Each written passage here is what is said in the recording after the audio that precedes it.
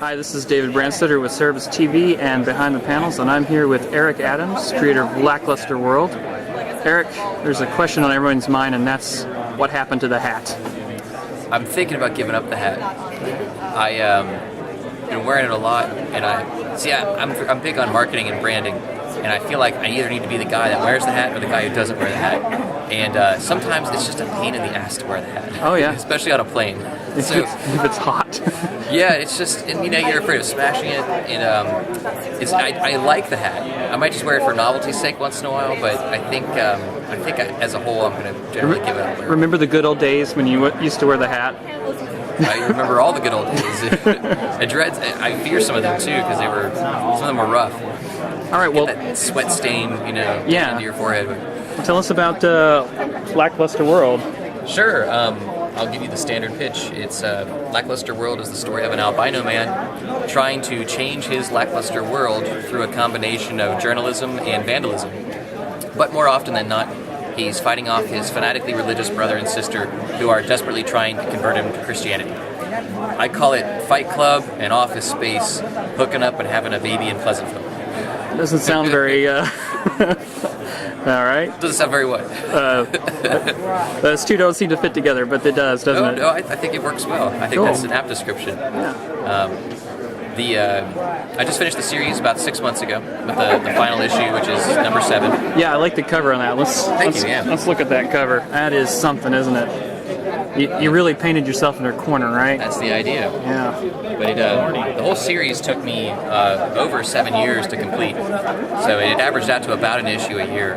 Sweet. And it was a big, daunting task sometimes, but I'm really proud of how it turned out in the end. And at present, I'm working on collecting it into a hardcover, collection of the whole thing, and kind of doing the director's cut version with it. I'm going to clean a few things up, reletter the whole book.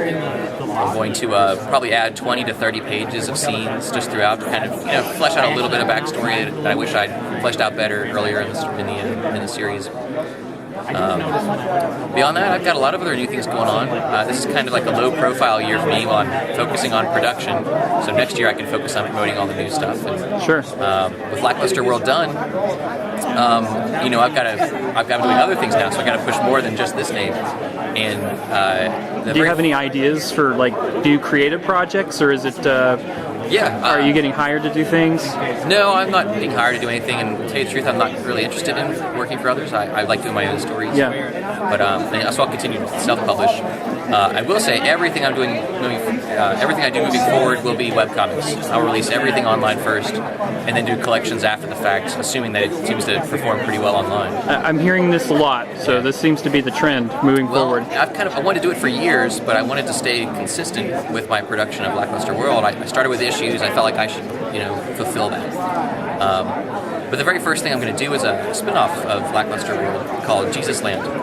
And for anybody who's read the book, you probably know what it's the amusement park, right? It's like the virtual reality game called Jesus Land with the popular characters Jesus and his friend Talking Bear. Can we zoom in on the T-shirt? Yeah, here we go. All right. That's all of them right there.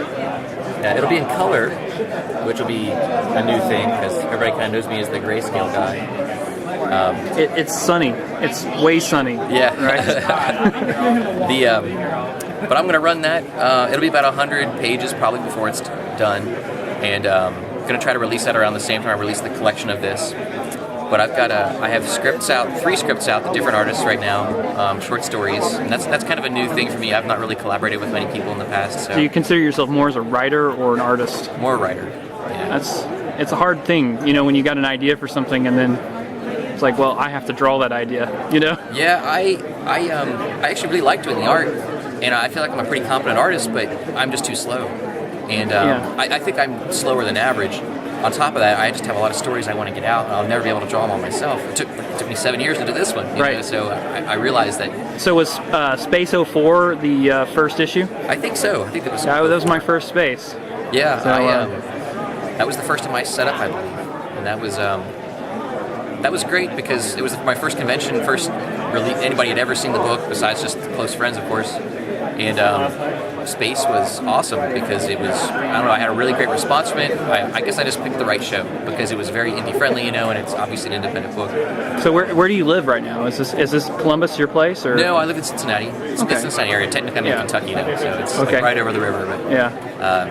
But yeah, Columbus is 2-hour drive, so It's not bad. No, it's a good one. Hey, thanks, Eric. no problem. It's good talking with you. Yeah, anytime. Good luck. All right.